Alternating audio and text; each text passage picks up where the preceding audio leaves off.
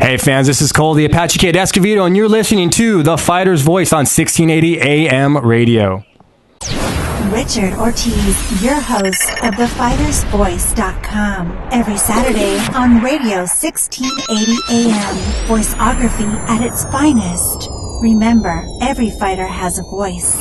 Hey, good evening, ladies and gentlemen. Hey, in studio, I got Cole, the Apache Kid Escovedo. What's up, guys? Hey, how we doing? Hey, was that flat, Mr. Woody? You know what? Let's do it proper. Let's do it proper. Here we go. We're rolling. Okay, go ahead. From Fresno, California, coming in already 135 pounds, the Apache Kid, Cole Escovedo. Okay, that's better. I think that was a little better. What do you think, Cole? Oh, that's good. I haven't heard that in a while.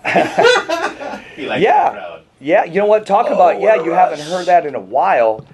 2011, you made your UFC debut at UFC 130. Tell us, what was that all about? We're just going to jump right into it. Oh, that was fun. That was, I think getting into UFC was a combination of right place, right time, and making enough waves. I think I pissed off enough people. I kind of took to social media back then. They were like, the last couple guys I had fought in that time frame, I beat one, lost one, and they both went to the UFC, and I didn't. And so I was kind of confused. I was like, at that point, it seemed like whoever the hell fought me got in, and I was like, well, come on, I left that dude sleeping on the mat. Why is he in the show? It didn't make no sense. And I saw they picked up another guy, and I was like, that guy hasn't fought in like 2 years anywhere. How does he get in it? So I started making waves, not to bash the fighters themselves, because they all deserved it. You promoted yourself. Yeah, I just promoted myself. I asked questions. I kind of got in the right people's ear and kind of asked questions for it and pissed off the right people, and then I get this phone call from Sean Shelby going, what are you doing? And I was like, what do you mean what I'm doing? He's like, dude, why are you making a headache for me? You're literally making a headache for me. Why? And I was like, because, bro, it's how I feel. And he goes, okay, all right, here's it. You want in? You're in.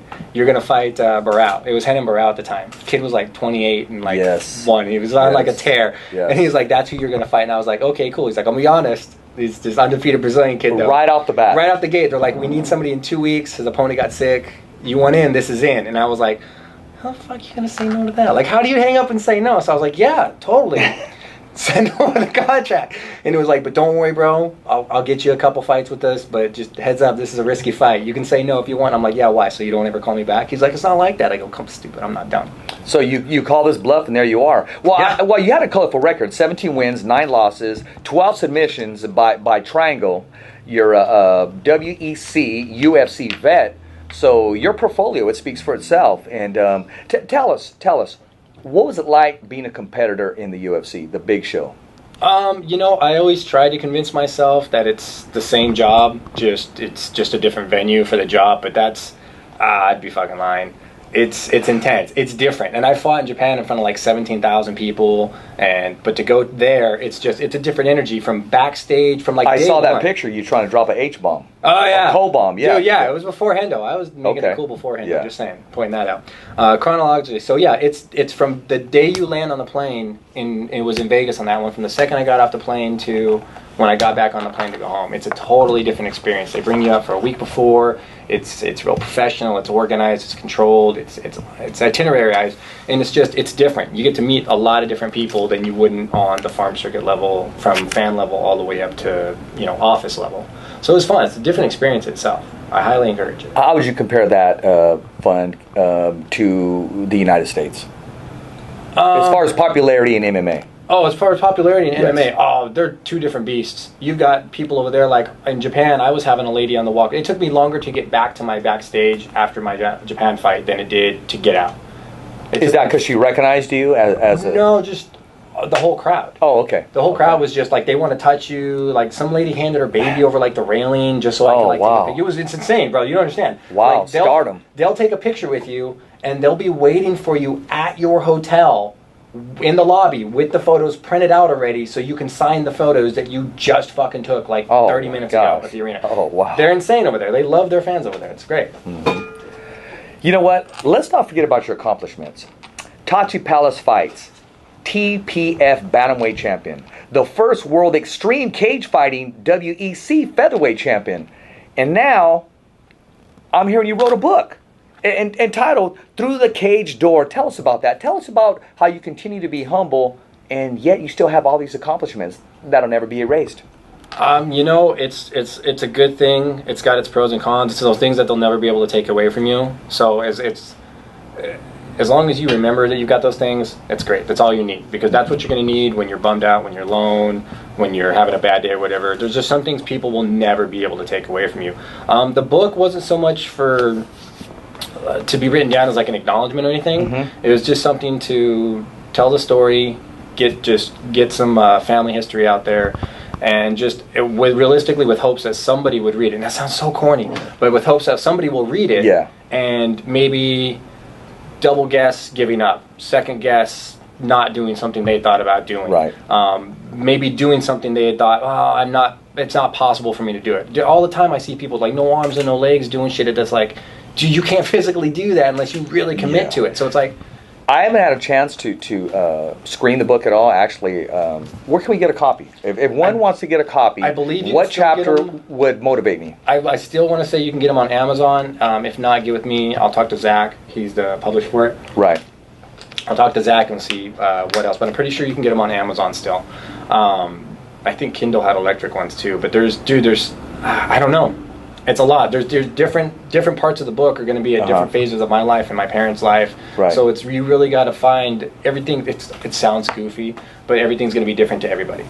I'm looking at my phone. My boss just texted me right now, and he said, I love your guests. I love everything he's doing about him, but can you please let him know that we're not pay-per-view HBO, we're kind of Fox right now. So it doesn't sound like a Scarface Part 3 movie.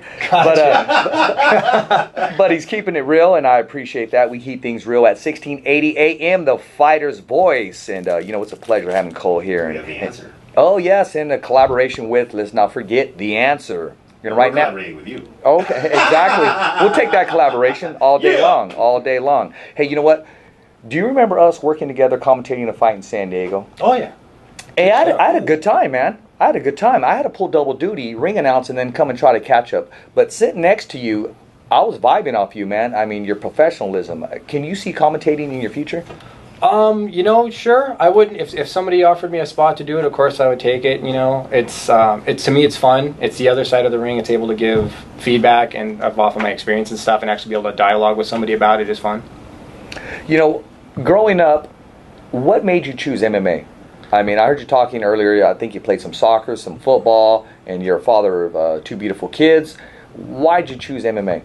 I didn't really choose it. As like you don't choose the thug life, it chooses you. I didn't really choose MMA. I just kind of fell into it. I was like 19, just finished the police academy, and was just kind of using it as a reason to stay in shape, a way to stay in shape, because I knew it was a great way to stay in shape. So I'd always been in jiu-jitsu and figured, I'll take up the rest of this stuff, just kind of mix them together. So when I get asked, what are you doing to stay in shape after the academy's PT program, blah blah blah, and I'd have an answer for them. So I wanted to have an articulate answer at least, and I just took it up and. Couple years rolled by, the whole law enforcement thing never worked out, and I just kind of fell into it and thought, you can make money at this. All right, I happen to be good at it. Okay, might as well try this. Hey, sometimes it just happens naturally. I want you to think back. What was it like your first time, not as an amateur, but your first pro fight? What was going through your mind? What was going through your stomach? I mean, did you know leading up to that you left everything in training and now it was time to perform? Do you want the PG answer? Yes, because I want to keep our sponsors, yes. I was scared out of my mind. I was like 19. I had nobody, I'll paint the picture for you. Nobody's backstage. My cornermen aren't there yet. My team's not there yet. The only people there are out in the crowd that are there. Everybody's scrambling going, I'm working backstage, can't work pads. I'm like 20 feet away from the guy I'm going to fight who's like 6'2", kicking Thai pads, just blasting these things. No, and I'm backstage with my mom. She drove me. Oh, wow. So I'm backstage with my mom. She's the only one back there. And then finally, slowly, a couple guys start showing up, and they're like, where's him? I'm like, I don't know. So like, okay, we'll get you ready. I think it was like Jason Hannon and Dan Camarillo ended up backstage with me. Okay, those are names. We'll help you get out. And I was like, okay, cool. So I've got nothing to really warm up with. I'm in like a shirt and jiu-jitsu pants. And my mom's looking at me. She's like, we can just leave. Exit stage, right? We can just leave. And I'm like, she's like, no one's going to think anything of them. I'm here. Right. Everybody's expecting to see me come out. I can't not do it. Right. I'll never be able to look at myself again. It was one of those things where you knew those defining moments where it's like, I know I'm going to have to look at myself in the mirror again. Yeah. If I don't do it, I'm always going to see a coward. I'm always going to see somebody who's willing to just give up. So what got you to cross the line? What got you to say, okay, I'm ready to go? Regardless of what the outcome is, I'm ready to go. Just the way they raised me. They always raised me to, you have to always make choices on things. Always be the one that's willing to do it if it's the right thing. And the right thing was to do it and do what I had gotten support from. People were committed to it. People believed in me. Financial things are great. People can give you money, sponsor you with money, but it's the support. It's the, hey, Rich, you can do this. Just go out there and just do it, bro. You got this. It's that kind of support that you can't put a dollar value on. Exactly. That the people who came to watch came to watch. They came to watch you do something that you've been trying to do. So to walk away at that point would be to negate and just dismiss their emotional support, their physical support. And they can't give you money, but they can support your cause and your dream.